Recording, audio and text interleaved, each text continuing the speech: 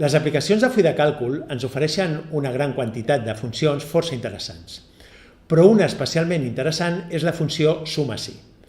La funció suma-si ens permet sumar una sèrie de quantitats, però únicament d'aquells registres que compleixen una condició. D'aquesta manera, amb aquesta funció, el que hem de fer és establir un criteri. La funció cerca aquells registres que compleixen el criteri i suma les quantitats únicament d'aquells registres. Anem a veure-ho. Per veure-ho hem preparat un full de càlcul en el qual tenim dades de diferents països.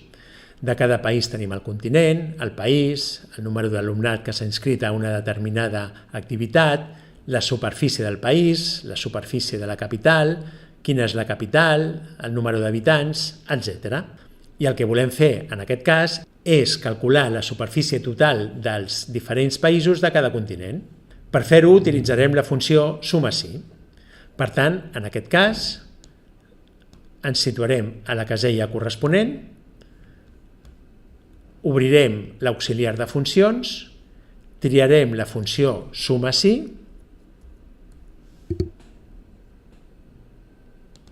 i a partir d'aquí ja podrem començar a establir els diferents arguments de la funció.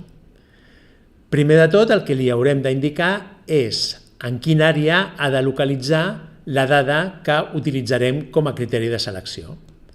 Per tant, en aquest cas, com que utilitzarem com a criteri el continent, triarem el rang de dades en el qual estan els continents.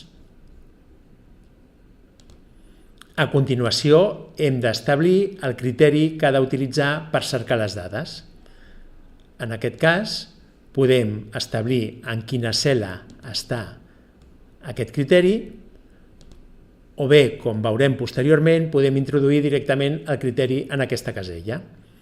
I finalment haurem d'indicar on estan les dades que ha de sumar. En aquest cas volem sumar la superfície dels països, per tant seleccionem el rang on es troben aquestes dades. Fixem-nos que en aquest cas ja ens dona el resultat, que serà de 328.170 quilòmetres quadrats. Com hem dit anteriorment, en l'apartat criteris podem dir-li que ens busqui un determinat criteri amb una cel·la o bé podem introduir directament el criteri. En aquest cas, si posem Àfrica, com que és un text, l'hem de posar entre cometes, veiem que efectivament també ens localitza les dades i ens fa la suma. Fem clic a d'acord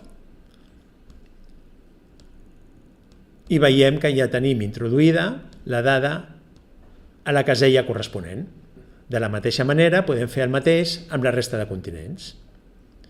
Com hem vist, d'una forma molt ràpida, amb la funció suma-si, podem sumar les dades únicament d'aquells registres que compleixen una determinada condició.